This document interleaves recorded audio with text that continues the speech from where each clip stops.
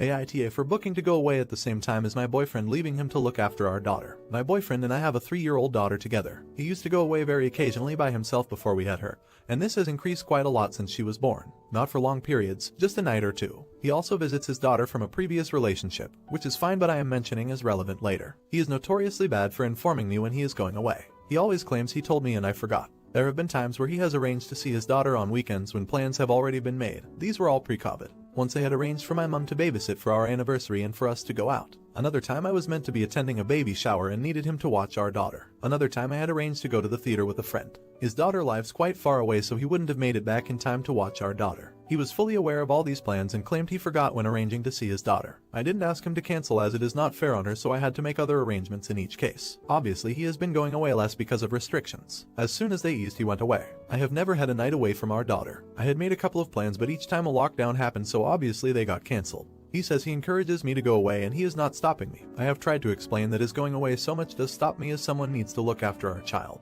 Not comfortable for either of my parents to watch her yet, just in case of any risk. In the summer, once restrictions are lifted, I have arranged to see my friend for a couple of days. I told him about it and he said I couldn't do it on that date because he was going on a cycle holiday. I told him he hasn't told me anything about this, and yet again he claims he did and I forgot. He asked me to cancel it, saying I could go to my friend's anytime. I could rearrange it but feel I shouldn't have to. He could also rearrange camping. So I have been refusing. He is now in a sulk. Am I the idiot for not rearranging my plans? Edit. I had got a family calendar when the issues of his double booking seeing his daughter arose. Problem is he will only write in it if I nag him to do so. Or he will say he will do it later and not to treat him like a child. Update. Not sure if anyone really wanted an update, but the situation came to a head, so I just wanted to vent.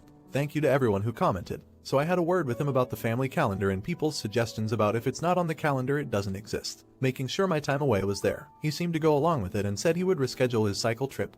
Great, I thought. Until it came to the morning of the trip. My BF often gets up super early and I roll over and go back to sleep, so thought nothing of it when he was up early. Heard the door go but just presumed he was taking out the bins or something. When I woke up, I couldn't find him and the car was gone. Tried to phone him, no answer. Some of his stuff had gone. I asked my neighbor to check his garage for my BF's bike, where he keeps it. It had gone. Confused and quietly seething at this point, try his phone a couple more times. Nothing. Phone my friend at this point saying I can find him and will probably miss my train. About midday I got a phone call. He had gone on his trip. Tell me to check the calendar. He has Tipexed out my writing and written in his trip. I said a few choice words to him. He basically says it's my fault as I should have got up earlier. So I told him that he won and he is now free to go on as many cycle trips as he wants now. Friend suggested taking the kids to the seaside. Her son is a similar age. We spent the next day at the beach and had a nice time. Told BF not to come back. He says I'm overreacting, but I am done. He came back on Sunday. Unfortunately, I can't change locks due to renting. Came back like nothing had really happened. I calmly asked him to leave as our daughter was about. He said he wasn't going anywhere and he will watch her next week so I could go away. I said I couldn't believe he had completely missed the point of what he had done. Called my brother and asked him to pick us up.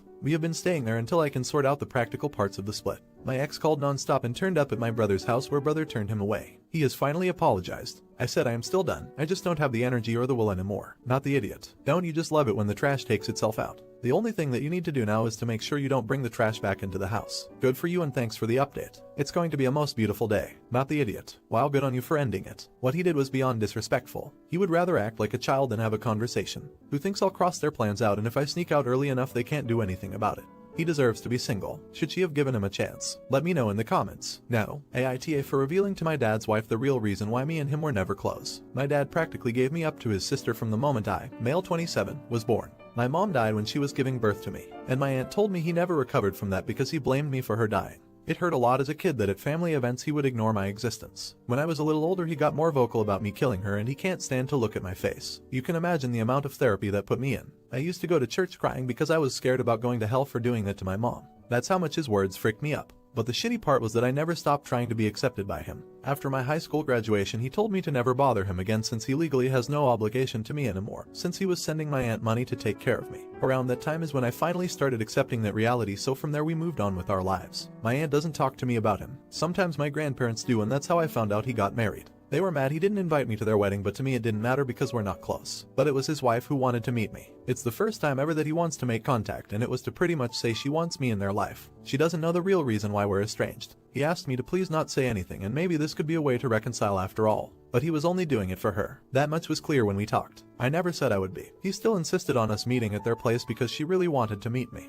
All she thinks is we were estranged for not getting along in my teenage years, going to college and losing touch because of life stuff. It pissed me off that he played it off as us just not talking for petty reasons, meanwhile the actual reason damaged me for years. I told her the truth, everything he said to me, that he was never a parent to me, that was all my aunt. It was definitely a shock for her. The outcome was a disaster. Everyone has heard about this now. My grandma in particular told me she understands my anger. But this was his chance to find someone since losing my mom and now it's been put in jeopardy. My dad is devastated. They think it was going too far to ruin his marriage that way when he was willing to include me in their lives, which could have been the start of our relationship. And they say not only did I ruin that but also possibly wrecked his marriage. She just doesn't agree at all with what he did and it could have been avoided if I didn't say anything. For me it was hard not to tell the truth after the lies made it seem like it was nothing serious. I couldn't ignore what happened after what it did. Like if it was the right call since it put their whole marriage at risk after all. Update. Words can't express how much it meant to me getting so much love from my last post. Everyone who supported not just my actions but also acknowledged the hurt. To all the sweet internet moms who commented and DM'd me, y'all know how to make someone feel loved even by total strangers, lol. Since so many people wanted an update here, it's a little heavy and for a couple days I needed some time to process it and cry. They're splitting up. Heard it first from my grandma then from his wife, or I guess ex. She was legit crying on the phone when she called to tell me sorry for putting me in that position. Her and my dad had a longer conversation where he told her everything else he did so she made that decision she can't stay with someone like him. And she wanted me to know how disgusted she is. Also to tell me thanks, which is something I really needed to hear. My dad is who he is, yeah, but regardless, two people splitting their marriage because of what you said is a hard thing not to feel guilty about. This lady is heartbroken going through divorce just a few months after getting married and she wanted to make the time to reassure someone else that they made the right choice. Unexpectedly though, my dad wanted us to talk yesterday too. My girlfriend again didn't want me to. Trust me, I get her point. She's the one who didn't want me having dinner with them in the first place. For one thing, we didn't know what he wanted to talk about and what would that do to my mental health. It was probably a bad risk to take, but I met with him. And yeah, I should listen to my girlfriend more when it comes to this stuff. First time in my life I think we had a conversation about my mom. How much he loved her, them being happy and excited about having a family. But then she died and he told me even if it's wrong he can't ever not blame me because simply, if I hadn't been born, she'd still be here. He's only sorry for not completely staying away from me and saying horrible things growing up. While he wasn't saying this to be malicious since he seemed sincere, it was still an ouch for me. In the end we decided having a relationship with each other was never gonna happen and said goodbye. He at least apologized for trying to put me in that position. First good thing he ever did was tell me what happened with his wife wasn't my fault. Then I just went home and cried. Had my day to process a short therapy session and support from both my aunt and girlfriend to get me through. The rest of my family is leaving me alone, at least, so glad that in the end it was resolved. Not a total happy ending, I know, but in the end it's better this way. Not the idiot. You gave that woman the best possible gift she could ever have, honesty. Something that she clearly didn't get from her own husband, which is a second tragedy in all this. The truth of what happened would have eventually come out at some point, so the best thing for you and for her was what happened when it happened. Not the idiot. I'm sorry your sperm donor is such a bad person. I'm glad that you are taking care of yourself and you shouldn't feel guilty at all. You only told the truth. Be strong, Opus. You deserve to be loved. What do you think of this sperm donor? Let me know in the comments. Now, WIBTA for throwing every wrestling match I am forced to attend. My male, 15, school has recently restarted all of the sport programs after almost a year of no limited activity. Before that I was part of the swim team, one of the smaller groups at our school. I love swimming and it really sucked that we couldn't go for such a long time. With the restart, the school also made a new system. Every student writes down 3 different after-school activities in order of interest. So 1. Choice is your favorite, 2. Your second favorite, and so on. The teachers in charge of the groups then pick the students. First pick is students who already belong to the groups before lookdown. Second pick is then random, and third pick is if there are still places left open in the group. Since I was part of the swim team before and put it down as my first choice, I would basically be guaranteed to get in. But now the results are out and I was placed in wrestling. I never even put that on my list at all, so I went to the teacher and asked what's going on. Turns out the teacher in charge of wrestling specifically requested me for whatever reason. Turns out my dad knows the wrestling teacher quite well and asked for me to be placed on the team. I know my dad hates that I prefer swimming. He always says it's not a real sport, and that I should do some sport that actually gives me muscles. He constantly tells me I'm too skinny for a guy and has made several attempts to make me go to the gym to work out. I asked the teachers if I can still switch teams, but they said no. I also cannot just avoid the wrestling club because after-school activities are mandatory. So last night I had a huge fight with my dad. I called him and asked for forcing me to go to wrestling and that I will just forfeit every single match I have to attend. He threatened me, saying if I do that he will take away all my electronics and I will only be allowed to leave the house for school, and nothing else. My mom says I should have the right to choose whatever sport I want. But now that I'm on the wrestling team I should still do my best. Also not to call my dad an ass. But I don't want to participate in something I have zero interest in, was forced into even. Also, I was really looking forward to swimming again and meeting my teammates. Edit. Thanks so far for the support. Next week I will talk to more teachers, guidance teachers, and also write to the principal. Guess I will also try to talk with my mom again and maybe convince her. Also will mention what some people wrote, that wrestling could potentially be dangerous. Maybe that will convince her. Worst case, I will go through with it and just put in zero effort if no one listens to me. EDIT2. So this has gotten a lot more responses than I thought. First of all, thanks to everyone supporting me. I talked to my mom again, without my dad nearby. She still thinks I should give wrestling a try, but if I really want to change, she will support me. So next week I will go and talk first to my swim coach and the wrestling coach and hopefully get it resolved. Otherwise I will go further to the principal. I can post an update next week and tell you guys how things worked out. Some of you suggested I should go to the newspaper or something, but I really do not feel comfortable blowing things up like that. Slandering the school is gonna backfire like 100%. I have also gotten a lot of creative things instead of just throwing the match. I would like to show my face in public sometime, so no, I will ignore most of the really weird suggestions. Thanks, I guess. I also got a few questions about the rule of afternoon activities being mandatory. So we have to do activities for 2 years total, but we are free to choose when we do them during high school.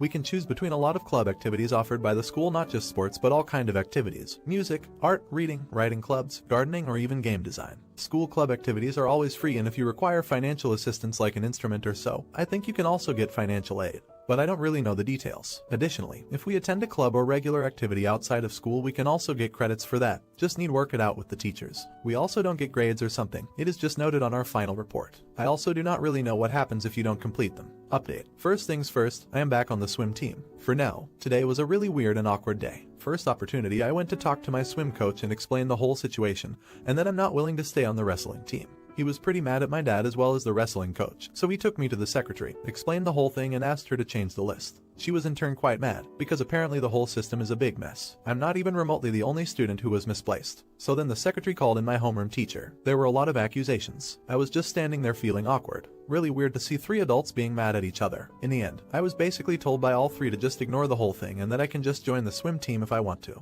I figured that was it. Until the end of school day, then the wrestling coach had me come to his office. He gave me a long talk about how disappointed he is, how he had high hopes for me, blah blah blah. I told him I really don't care and that he was a jerk for just ignoring what I want to do. To sum up, wrestling coach mad at me, homeroom teacher mad at me for complaining, swimming coach mad at school, and my dad is probably gonna freak out when he hears that I won't wrestle. Oh well. Lastly, I want to thank all the people that encouraged me to stand up for myself. You had a lot of good advice, and some really weird advice, and some really terrible but funny advice. Thank you all. Small update. Mom told dad about the switch as he came home from work. He has so far completely ignored me, not a single word. Actually a nice outcome, I guess. Last update. I wanted to add a last point here. Last night, I had a talk with my dad and my mom. It was awkward. Dad apologized for the wrestling thing but also said he wants me to grow up strong so that I can defend myself. He says swimming won't help me when I get in trouble. I was really confused about that because I never have been bullied or gotten in trouble or something like that. Mom later told me that my dad used to get bullied a lot in high school, so he started working out in college and that helped him a lot. I guess he wanted me to do the same. It's really weird at home at the moment, but I guess he is not a complete ass. Still kinda, but I don't know.